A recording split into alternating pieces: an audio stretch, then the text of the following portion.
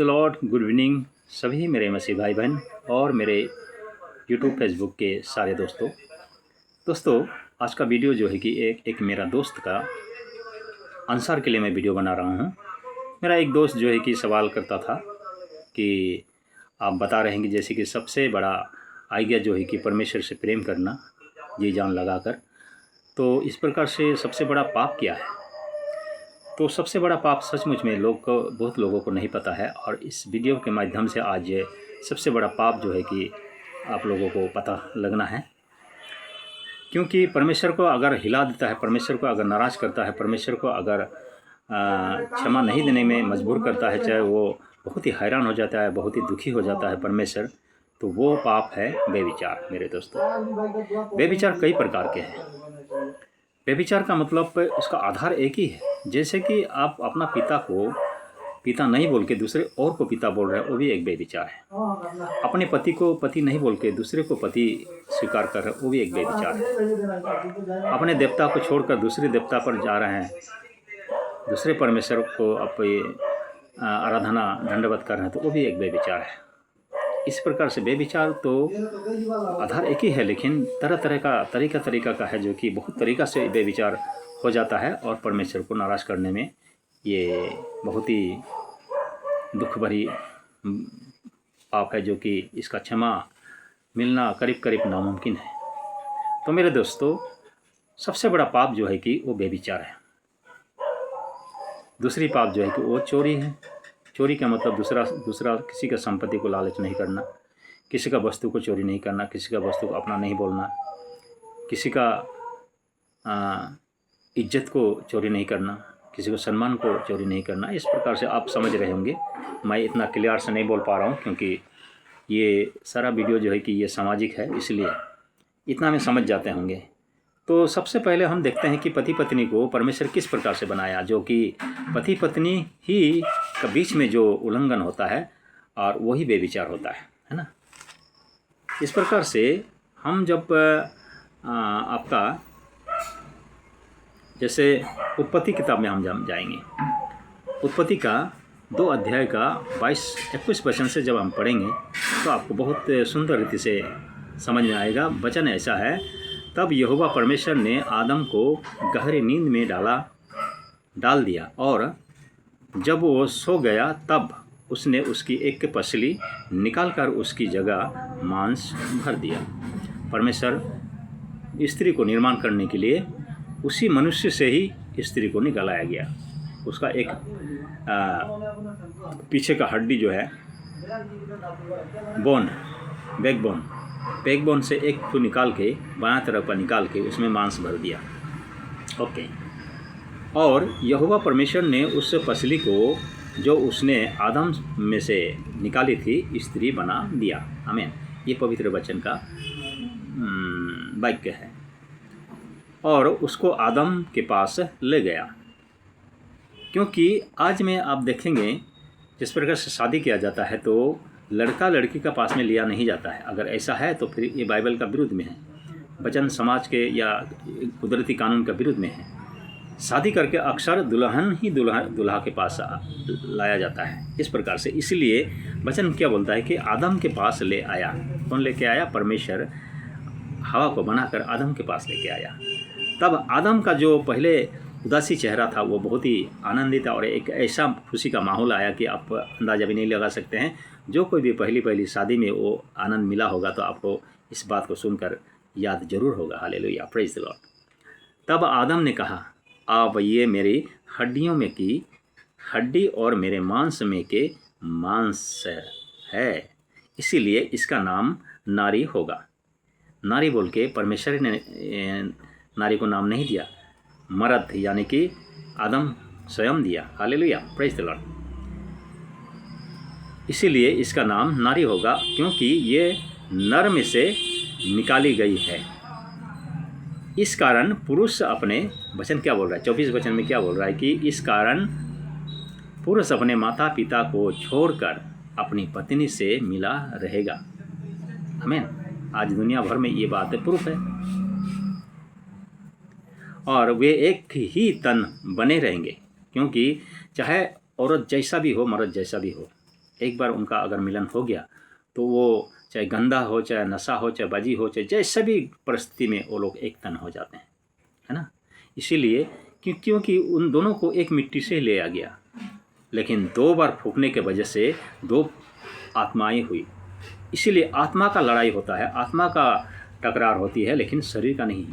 आज में आप देखते भी होंगे, पति पत्नी को ये बात सुनकर याद भी होगा, क्योंकि पति पत्नी अगर दिन में जितना भी लड़ाई कर दिया, कुछ हिंसाबाजी हो गया, मारा पीट हो गया, कुछ भी हो गया, मगर रात को अगर एक साथ अगर एक बिस्तर में सो रहे हैं तो फिर वो लोग एक तन हो भी जाते हैं। ये है शरीर का जो वचन पूरा होता है, वचन के अनुसार बोला गया है। इसमें अभी हम जैसे कि इसीलिए पति पत्नी जो है कि एक देह है, इसमें कोई ना माइनस कर सकता है ना कोई प्लस कर सकता है ना, वचन बोल रहा है। तो इसी बात को जब हम देखते हैं आपका, इस कारण हम इस बात को पुराने नियम में या तो कोई व्यवस्था में फंसा हुआ लोग क्या सोचेंगे, और इस प्रकार से जो लोग भी अगर आज नई नियम को नहीं जान रहे हैं और नई करार को नहीं पढ़े हैं, पूरी पवित्र बाइबल को अगर ध्यान नहीं किए हुए हैं, तो फिर इसमें लोगों का मिस्टेक होकर वो बेविचार करते हुए परमेश्वर के सामने में ये बेविचार करते हुए बहुत बड़ा पाप कर डालता है, इनको पता भी नहीं लगता है। इस प्रकार से बहुत लोग आज हो रहे हैं मेरे दोस्तों। हमारे मंडली में ही भी देखी जाती है, और मंडली में देखी जाती है, इससे मसीह समाज में हमारा देखी जाती है, कि जो कि मसीह समाज के लिए ये बहुत घृणित वाला बात है। एक अपना पत्नी जो परमेश्वर अपने जोड़ी में बनाया है, उसको छोड़कर दूसरी पत्नी का नज़र डालना, दूसरी पत्नी तो संबंध रखना, ये घोर पाप है। यही तो बेविचार है। ये बेविचार का क्षमा पाने के लिए बहुत ही मुश्किल हो जाता है। समय रहते अगर पश्चाताप नहीं किया और मन फिराव नहीं किया, तो फिर इनका दुर्दशा वही होगा जो बाकी विधर्मी का हो सकता है। आमीन, प्रेज द लॉर्ड। इसलिए मेरे दोस्तों, ये वचन के साथ आपको हम जानकारी दे रहे हैं कि सबसे बड़ा पाप जो है कि वो बेविचारी है। बेविचार बहुत ही ऐसा घृणा पाप है जो कि परमेश्वर इसको क्षमा नहीं करता है। हालेलुया। तो हम इस प्रकार से जब इनको हम नई करार में जब जाते हैं, तो हमारा उद्धारकर्ता, छुटकारा देने वाला यीशु मसीह इसके बारे में क्या बोलता है। यीशु मसीह इसके बारे में ये बोलता है कि मत्ती सुसमाचार उसका 19 का 5 से हम पढ़ के देखते हैं। हालेलुया। 5 से पढ़ के देखेंगे कि इस कारण मनुष्य अपने माता पिता से अलग होकर अपनी पत्नी के साथ रहेगा और वे दोनों एक तन होंगे। यानी कि प्रभु यीशु भी यही बोल रहा है। आमीन, प्रेज द लॉर्ड। 6वां वचन में, अत वे अब 2 नहीं परंतु एक तन है। आप सोच के देखिए, पति पत्नी एक तन है मेरे दोस्तों, तन है। इसीलिए जिसे परमेश्वर ने जोड़ा है उसे मनुष्य अलग ना करे। हालेलुया। अलग ना करे, ये घोर पाप है, ये एक पाप है। आप अलग होने में अगर मजबूर भी कर रहे हैं, तो कारण बन रहा है, तो वो किसी का ताड़ना का कारण बनना भी बहुत ही बड़ा पाप है। प्रभु बोलता है कि वो श्रापित हो जाएगा वो व्यक्ति। इस प्रकार का ये पाप जो है, बेविचार पाप जो है कि इस प्रकार का पाप है। आमीन, प्रेज द लॉर्ड। फिर 7वां वचन में उन लोग जब इस प्रकार से सवाल कर रहे थे, तो सवाल में बोलते कि उन्होंने यीशु से कहा, फिर मूसा ने क्यों यह ठहराया कि त्याग पत्र देकर उसे छोड़ दे, यानी कि पत्नी को त्याग दे। प्रभु ने उसको उत्तर दिया, उसने उनसे कहा, मूसा ने तुम्हारे मन की कठोरता के कारण तुम्हें अपनी पत्नी को छोड़ देने की अनुमति दी। कठोरता का कारण, ताकि समाज में इस प्रकार अशांति ना फैले। और कठोरता था, तुम्हें एक जगह पहुंचाना था। तुम्हारा सफ़र है, इससे छुटकारा के लिए सफ़र है, इस जीवन का सफ़र है। इस सफ़र में तुम गिर ना जाओ, पतन ना हो जाओ। इसीलिए इनका कठोरता के लिए परमेश्वर कुछ बातों को बर्दाश्त करता है, लेकिन न्याय में वो बचेगा नहीं। हालेलुया। उस वक़्त में किसी और को बुरा ना हो जाए, इसीलिए वो बर्दाश्त करता है। लेकिन न्याय में जब होगा, तो न्याय होने से पहले अपने धर्मी जन को परमेश्वर उठा लेगा, यानी कि प्रभु से उठा लेगा। उसके बाद में उस आदमी का जो दशा होगा, वो तो आप बाइबल में पढ़ते हैं। 9वां वचन क्या बोलता है?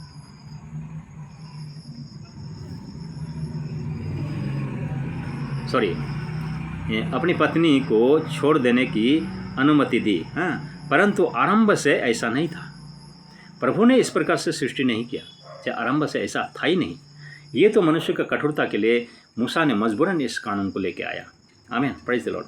9वां वचन बोलता है कि और मैं तुमसे कहता हूँ, यानी कि प्रभु यीशु स्वयं कहता है, ये उद्धारकर्ता जो सत्य मार्ग सत्य जीवन है, जो जीवन की रोटी है, जो छुटकारा देने वाला, जो हमारे लिए लहू बहाता है, वो क्या कहता है कि मैं कहता हूँ कि जो कोई व्यभिचार को छोड़ और किसी कारण से अपनी पत्नी को त्याग कर दूसरी से विवाह करे वो व्यभिचार करता है। आमीन, प्रेज द लॉर्ड, हालेलुया। और जो उस छोड़ी हुई से विवाह करे वो भी व्यभिचार करता है।